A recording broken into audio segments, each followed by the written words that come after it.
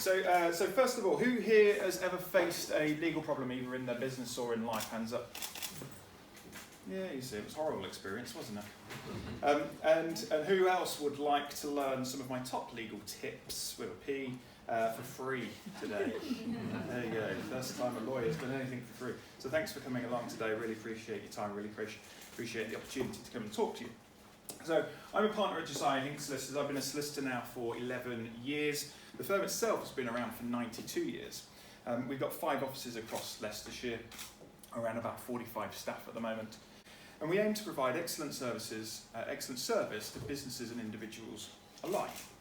So I'm a solicitor, I'm a dispute solicitor, and as being as humble as I can, come reasonably recommended. I've previously been featured in the Times as their Lawyer of the Week, which was quite an accolade for me. I've also been shortlisted for Solicitor of the Year.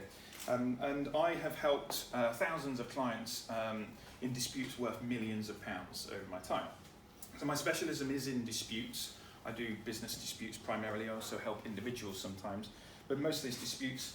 And I like to say I'm the guy that helps David fight Goliath. There's 2 reasons for that. It's one, because I'm a giant too, and you need a giant when fighting a giant.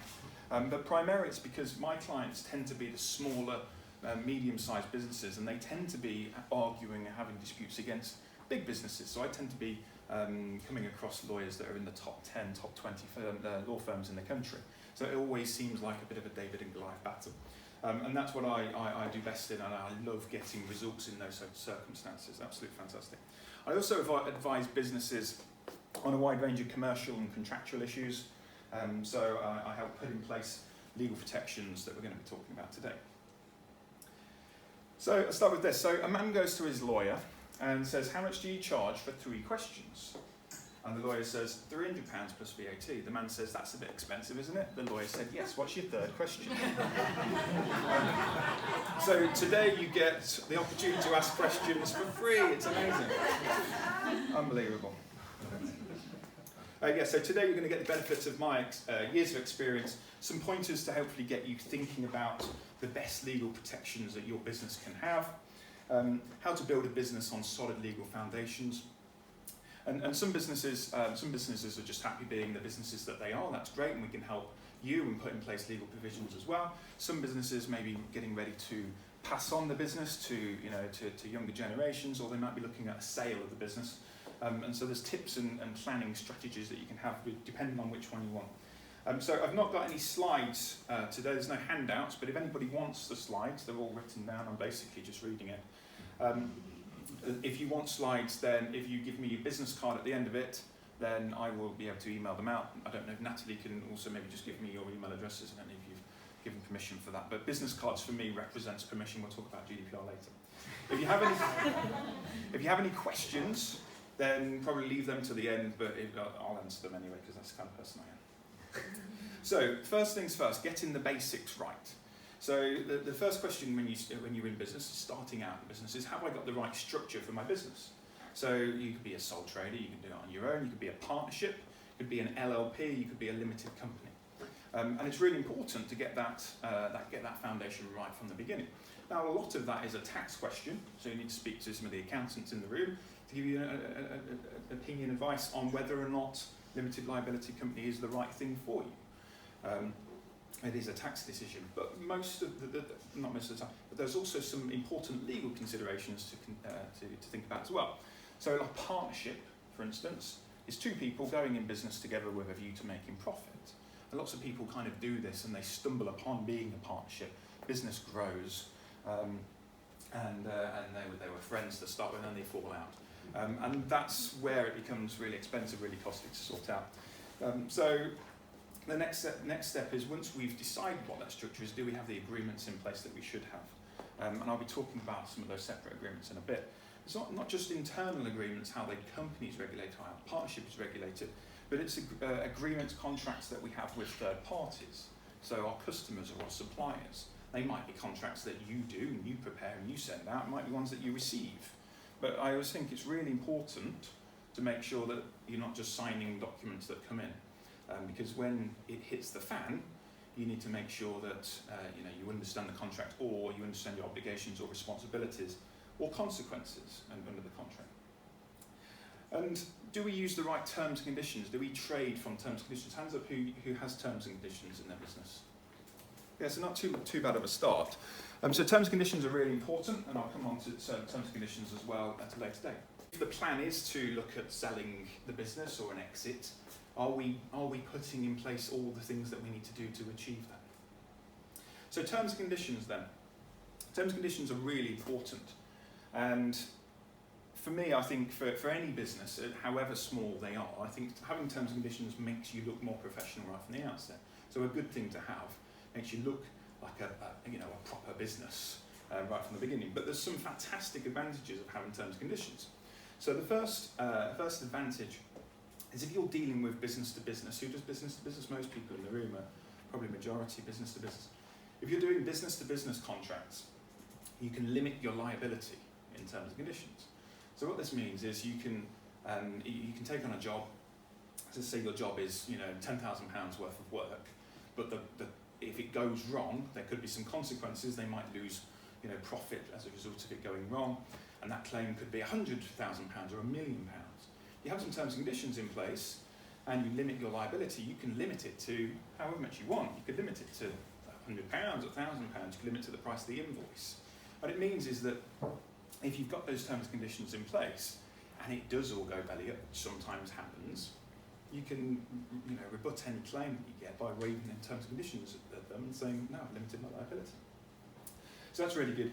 Terms and conditions, you can also put in place payment terms. So that's really important. So if you don't have terms and conditions in place, the law implies that when you send an invoice out, the law says that they get 30 days to pay it. And some people might be happy with 30 days, but if I was advising a business, I'd be saying, you want that sooner. Cash is king, as they always say. So you can have terms and conditions that set out the payment date. A lot of people put the payment terms on their invoice. They send out an invoice and it says payment terms 14 days or something. Technically, from a legal position, that isn't binding. There's no, the contract is formed at the beginning of the matter when you agreed the price and you agreed what you were going to do.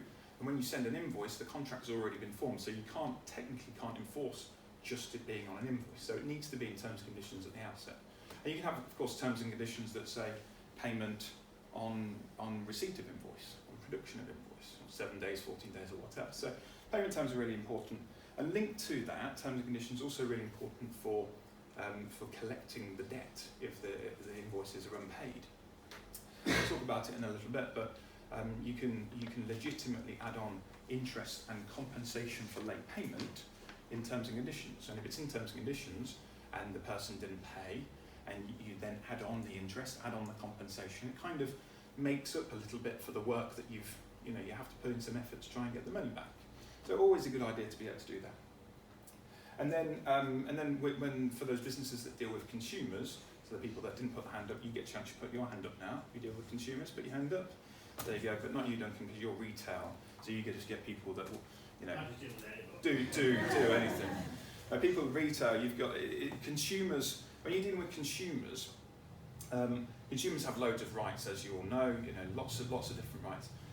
And the number one right that most people don't realise that consumers have is if you deal with a consumer either at their house or away from your place of work, remotely, over the phone, over the internet, they get a 14-day cooling off period. Yeah, full stop, they get a 14-day cooling off period. And the law says that if you've not provided them with notice that they get a 14-day cooling off period, in the requisite form, with information about how to cancel within that 14 days, the 14 days starts when you do give that notice. So I had a client who was a builder and was working on a house, and the neighbour said, looks like you're doing a really good job, can you come round to my house and give me a quote? Yeah, fine. So comes around, gives him a quote, and says, yeah, brilliant, I'd like to start. Well, once I've done this, I'll come around and start. And then start and carry on doing a little bit of work. And whatever happens, the customer wasn't too happy about it and didn't pay their invoices. The builder comes to me and says, we want to sue for the invoices. And I say, where's your cooling off notice? Well, I haven't done one of those, but she wanted me to do the work. And what the law says is, and this customer, this lady knew the law. She said, I haven't had a 14-day cooling off period, which means her cooling off period starts as soon as we give the notice. So obviously I have to say to the client, you have to give your notice, which means she can cancel the contract immediately. So it's really, really important if you're dealing with consumers that you explain in a contract their right to cancel within 14 days. Now you can sign your rights away as a consumer. You can have something that says, I understand I've got a 14-day cooling off period, but I really want you to do the work today, please. And if that builder client had that contract in writing, there wouldn't be a dispute about it. But really important to have that. So if you're dealing with consumers have lots of rights, but it's really important that you know what those rights are and you deal with it appropriately. So who here is a limited company? I put my hand up, I'm not. Right, okay. So as a limited company, you're all set up in business to be self-employed and not on your own. Bad news is you're not self-employed, you're employed by yourself, employed by your company. So you're all employees now. And the law says, the Companies Act says, that directors have to, by law, have a service contract. Now, it might not be much of an issue if it's just you and your business, and you're the director, you're the shareholder, and you're the only director employee. But it is really important, particularly if you're growing a business, or you've got a bigger business, or you've got people that are coming on board as directors that are not shareholders. It's really important that you have service contracts. Service contracts, an employment contract, basically, for directors. Sets out similar kind of things as employment terms for the directors. But it's also really important things in there that if you've got a director that's going to get some shares, for instance, you want to make sure that when they leave that they have to relinquish the shares. Things like that. And it's also really important for dealing with matters like retirement. If you've got a director that gets to a certain age and you want to retire, in a director service contract you can ask them to retire at a certain age. You can't do it in employment contracts, you can with directors. It also deals with things like notice. So, how long notice that a director has to give. You might think, if I'm on my own, is it really important? But perhaps not if you're on your own, but it is important if you've got a plan to grow the business or exit the business. If you've got a view to sell the business, you want to make sure that you've got a director service contract agreed before the sale of the business, give you some protection. So you can also be, in terms of the structure, you could be a partnership. So partnership, as I said, is 2 or more people going into business with a view to making profit. And partnerships are governed by a law from 1890. It's a pretty old law. And the basic position is if a partnership business sets up as a partnership without a partnership agreement in place, then that law applies. And it's quite an old, archaic law. And it's not really something that any partnership would intend. So what the law says is if you decide to split up, finish the partnership, and one person decides to move on, that everything needs to be sold. The partnership doesn't exist anymore. So the law doesn't allow for one party to buy the other party out. It's not in there. It just says sell everything. And the partnership no longer exists. So that's not really an ideal situation if one party wants to carry on running the business. So you have to have in place a partnership agreement. The other thing that the law says, again, if you're splitting up, you fall out, for instance, the law says that the assets of the business get split 50-50.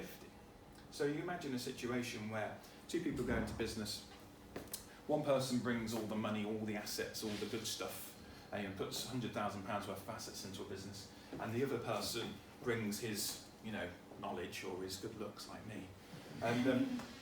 And then they fall out, they trade for a couple of years, fall out, the business will be split 50-50. And if they've not got a partnership agreement in place, and there's a dispute and it goes to court, the court will only apply the Act from 1890. It has no choice to do anything else. So really important, if you are ever going into business with somebody else and you're not setting up as a limited company, even if that is, as you think it's 2 separate individuals, on the frequent term that you see these days on a joint venture basis, really important to have some formal documentation in place to make sure that you're governed how you want it to be governed. So partnerships are really good. They cover things like the operation, the decisions that need to be made in the business. Covers things like profit share, how to split the profits, and sets out a mechanism to allow disputes or deadlock to be resolved. Usually you kind of appoint an accountant to make a decision or something along those lines. And so for those of you that are in limited companies and you have other shareholders, really important to have a shareholders agreement. So a shareholders agreement is the equivalent of a partnership agreement but in a limited company. And it's a contract that regulates the relationship between two or more shareholders. So I often see shareholders or limited companies set up between husband and wife, very common, and very, very common that it's just 50-50 ownership. There's not a huge amount of thought gone into it, but they do 50-50 ownership. Even with friends, colleagues, etc., it's often just a 50-50 contract. There might be 100 shares, you have 50, I have 50, and that's that. Really important to have a shareholders agreement in the event that there is a dispute. Now everybody comes to see me about shareholders agreement and says, no, it's fine, we're friends, we get on really well, I've known him for 15, 20 years, we know how each other thinks, it'll all be fine. But I've seen so many disputes 5 years down the line, 10 years down the line, where they do fall out, that it's for a few £100 of getting a shareholders agreement sorted just makes sense. So shareholders agreement, same way as partnership agreement, you can ensure there's guidelines as to how decisions are made. If it's a 50-50, who gets the deciding vote? If it's not a 50-50, what the voting situation is.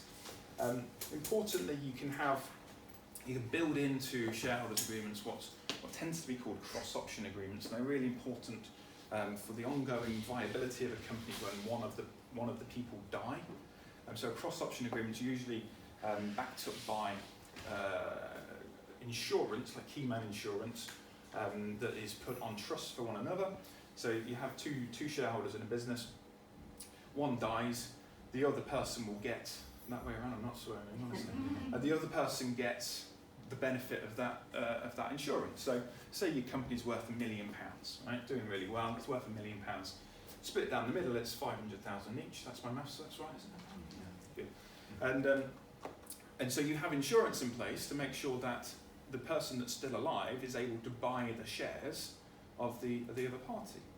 And if you don't have that, you didn't have a shareholders agreement, then what happens is those shares will get passed on, inherited under the will, or if there's not a will, it gets passed on to whoever in rules of intestacy, which could be someone that you like, it could be someone that you don't like. But I see it a lot, and people, again, I've had people come to me and they go, oh no, that's fine, because if I die, my wife will get the shares.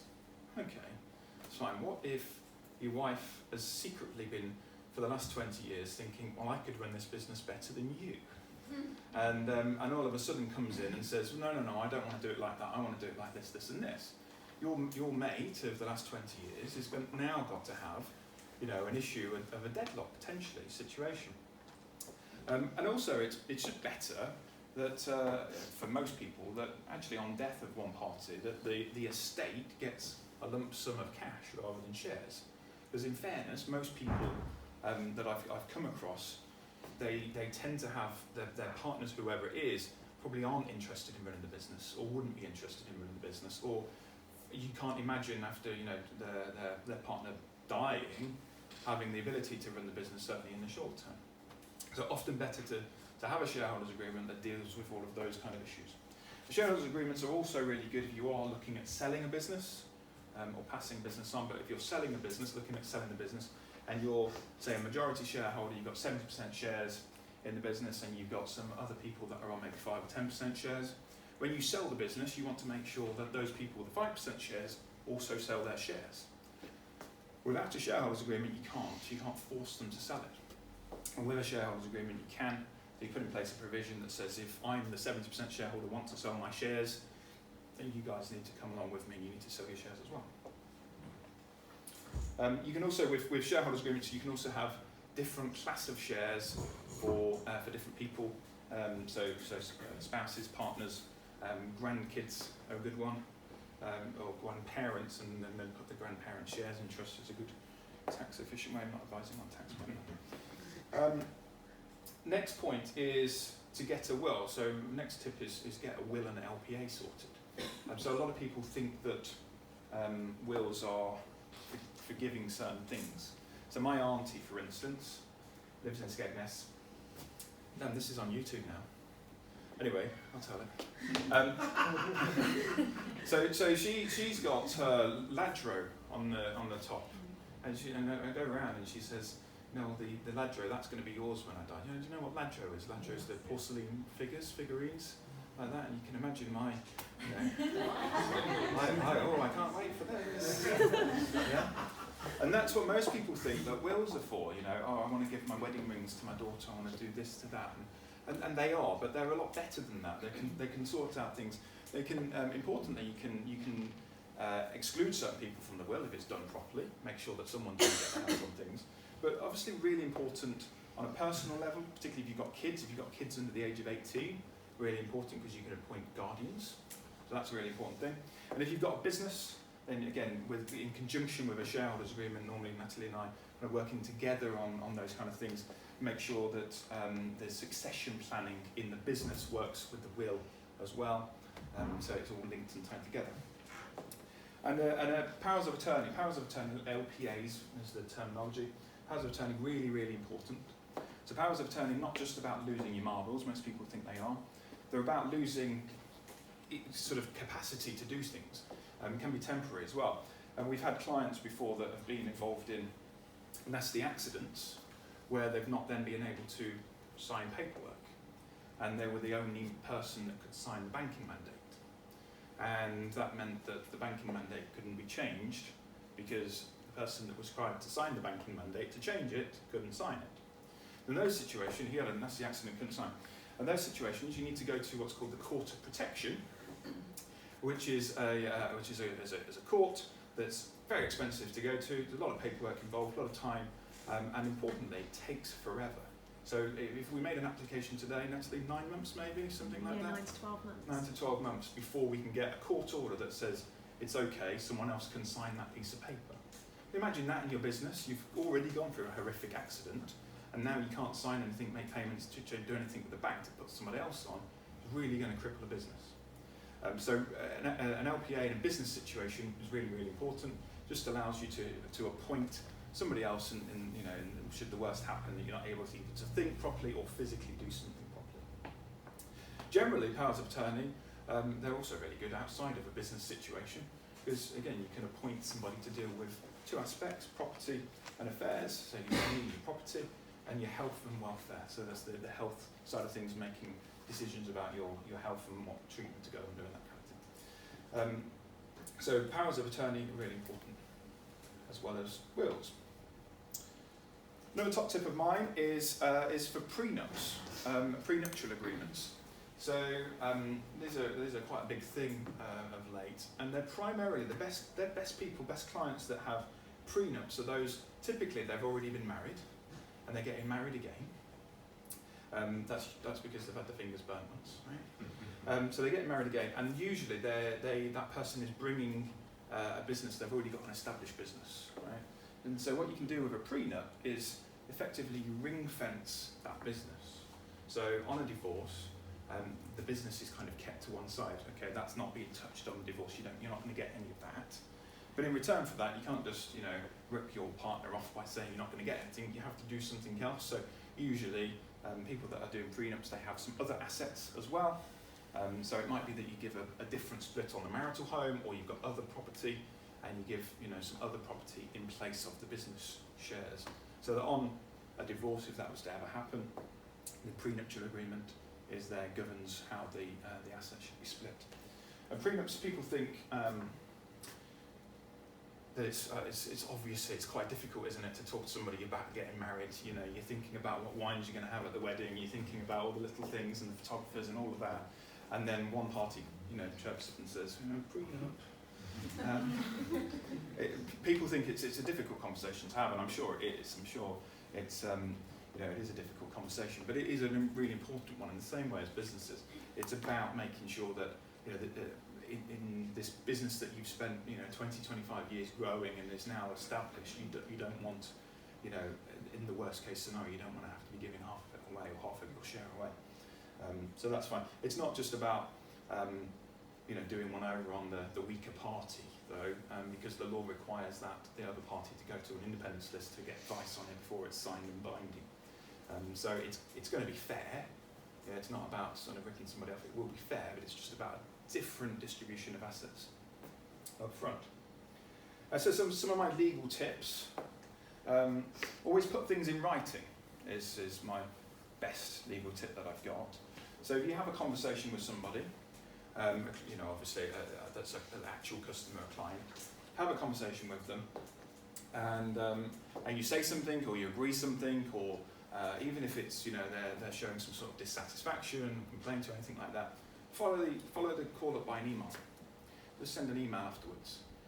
Really simple, really easy to do. Looks good from a customer service point of view. Okay, we've agreed this, so I'm going to do this. But importantly, if there is ever a dispute, then it's no longer your word against theirs, it's your word against theirs, and I sent an email 5 minutes afterwards and this is what it said. Yeah, so from my point of view, going to court on disputes, having evidence like that is invaluable. So always put stuff in writing.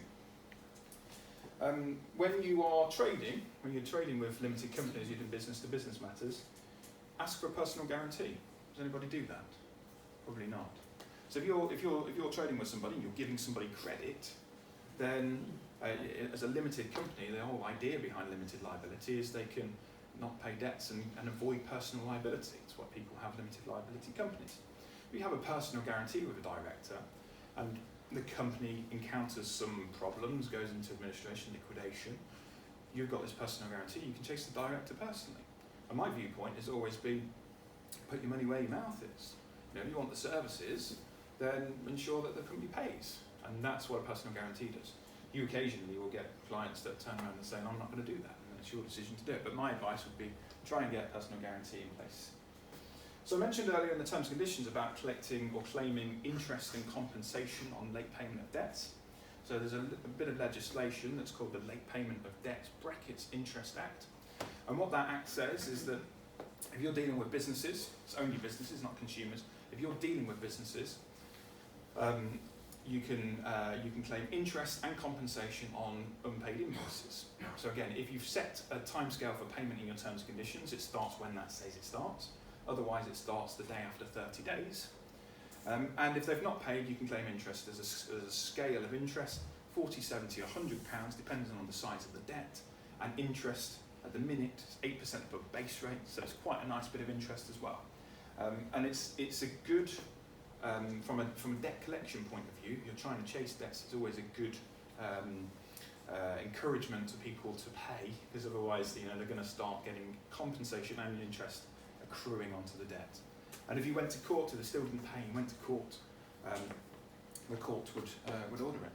The law says they get compensation and interest, so that's as much as it is. The difference between having it in terms and conditions and not having it in terms and conditions is if you've got it in a contract and you go to court and you say, I want my 8.5% interest or 8.75% interest, and it's in the contract, the judge will give it to you because it was a contractual agreement.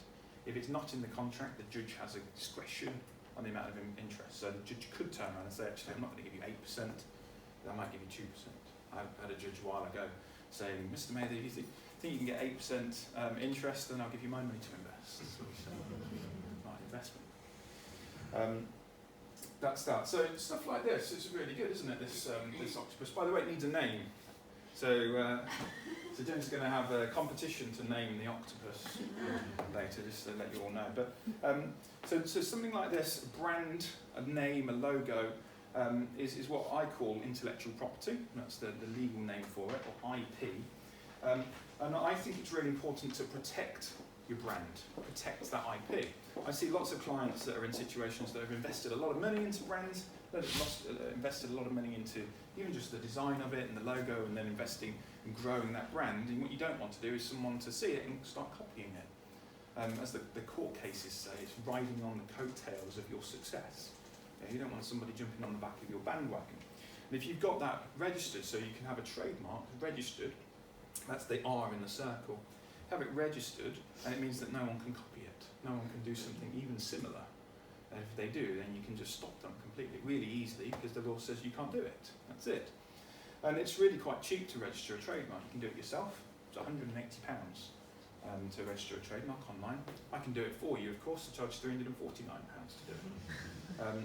But it's something that I think most businesses, if they're investing in a brand and they've got a brand, that they should certainly think about protecting it. So employing people is my next topic. So I've heard it said a lot of times that employing people is a minefield, but it's not. It's not really a minefield. It's only a minefield if you don't know what you're doing. Employment law is all about processes and following processes. So if it's all about following processes, then it's really important to have processes. So you need to have, if you're employing anybody, you have contract employment and you have employee handbooks, right? Two really important things. Because tribunal, when you get to tribunal, there's only really two types of claims. One where you've got somebody that was being discriminatory, in which case if there were some sort of discrimination, then there's not a huge amount you can do about it. So comments were said and that's about it. The other side, and most of the claims that go to employment tribunal, are about the processes that were followed. And so if you've got written processes down and follow them, then you can't do any wrong. That's it.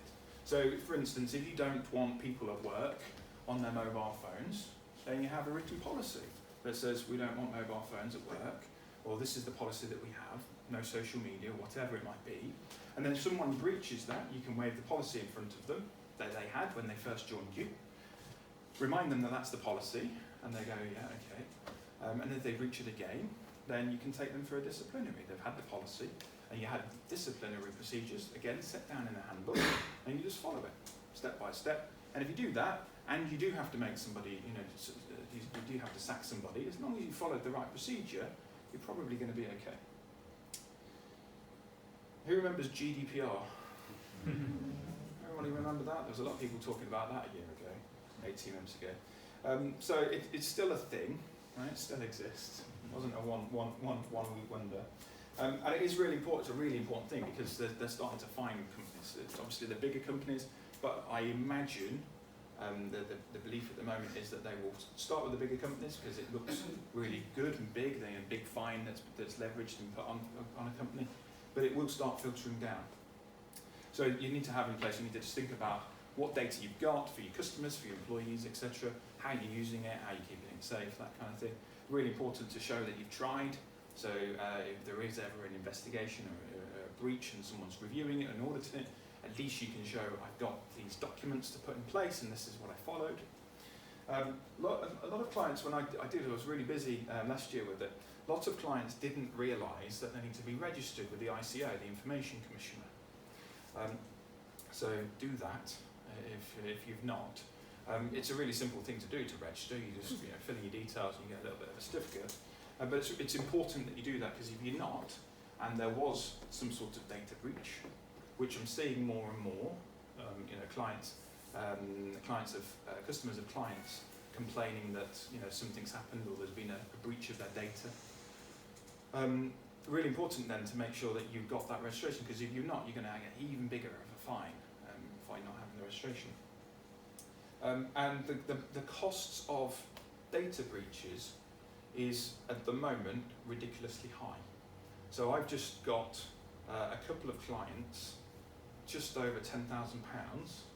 They were employees, they were facing disciplinary action, and their home addresses, 3 of them, were all shared between all of them, and the accusers and everybody else.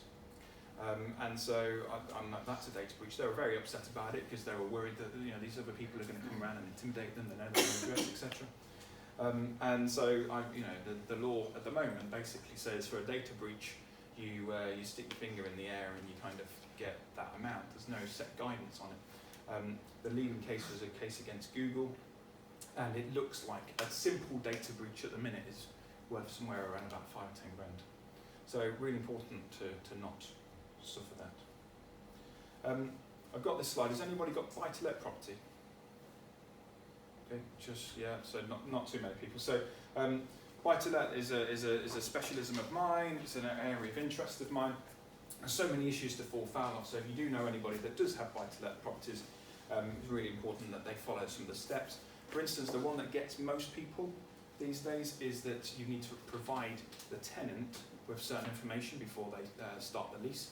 So you need to give them an energy performance certificate, gas safety certificates, a guide of how to rent, and you need to provide all that before they move in, and you need to be able to evidence that they've seen it and had a copy of it. Now, if you've not done that, or that you've not got any evidence that they've had it, then at the end of the term, you can't get rid of them. You can't, it gets to the end of the term and you think, actually, you know what, I want to sell the property, I want to move on, I want to increase the rent, whatever, you can't get rid of that tenant because you can't make an application to court. The court will just kick it out unless you've got all those documents in place. So it's really important when you do buy-to-let properties, but there's not many people have got them. I'll move on. Really my final tip is this, is if it seems too good to be true, it probably is. So I've seen a huge increase in mis-selling type claims. Usually claims about investments, pensions, but also banking claims.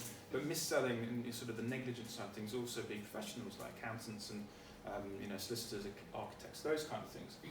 And really that's the fundamental question, is if it seems too good to be true, it probably is. I had a client last year who was an elderly woman in her 80s. She had £60,000 in National Savings and Investments, NSI, very safe, very steady, low income, generating investment. She got convinced by this investment guy to sell it all, move it offshore, which is always a bad idea, and invest it solely into a Canadian student accommodation fund, which then became illiquid, which means she can't get her money out. And that's like, honestly, she was sold on the basis that this would generate, all this sufficient income and it's going to be great for her and she's going to make all this money, 10-15% a year. And she bought it. It's really sad. Now I managed to get her money back, but that's me. But there's a lot of people that are kind of going into investments like that, thinking that they're doing the right thing, but they're not. So all I say to people is, if you're ever in doubt, or you've got relatives that are in doubt, sounds too good to be true, run it past an expert. Run it past somebody that you know, somebody that comes recommended, somebody probably more local, and get a second opinion on things before you go ahead and do it. It's always much cheaper, much easier to get advice first before it all happens, it goes wrong, and then comes to me later. So that's me, Stephen Mader, Josiah Hinks. Any questions?